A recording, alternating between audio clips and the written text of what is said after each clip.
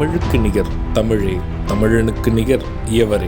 2 அடியில் நம்மால் எதுவும் செய்ய இயலாது என்று எண்ணும் மனிதனிடத்தில் 2 அடி குரலில் எதையும் நம்மால் செய்ய முடியும் என நம்பிக்கையை ஊக்குவித்தது திருக்குறள்.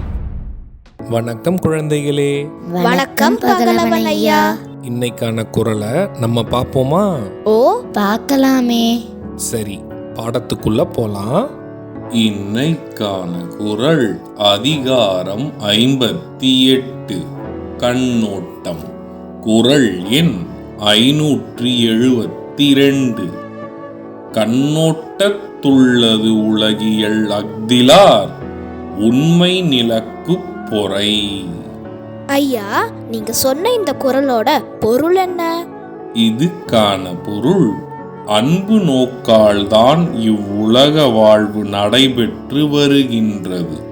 எனவே அத்தகைய அன்பு நோக்கில்லாதவர் உயிரோடு இருப்பதால் பூமிக்கு பாரமே தவிர வேறு யாருக்கும் எந்த விதமான பலனும் இல்லை. இதுக்கு ஒரு உதாரணம் சொல்லுங்களேன். இதுக்கான உதாரணம், அன்பு காட்டுதல் என்று ஒரு குணம் உள்ளதால்தான் உலகில் மனிதர்கள் வாழ முடிகிறது. அன்பு காட்டும் குணம் இல்லாத மனிதர்கள் உயிர் இருந்தும் பிணத்திற்கு சமம், பூமிக்கும் பாரம்.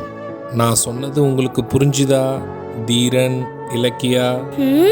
நல்லா புரிஞ்சுது ஐயா. இனி இந்த குறள் எங்களுக்கு மறக்கவே மறக்காது. சரி பசங்களா, நாளைக்கும் இதே மாதிரி சுவாரஸ்யமான குறளை பார்ப்போம். நீங்க வீட்டுக்கு போன உடனே என்ன பண்ணணும்? இன்னைக்கு நாங்க படிச்ச குறளை அப்பா அம்மா கிட்ட சொல்லி காட்டுவோம்.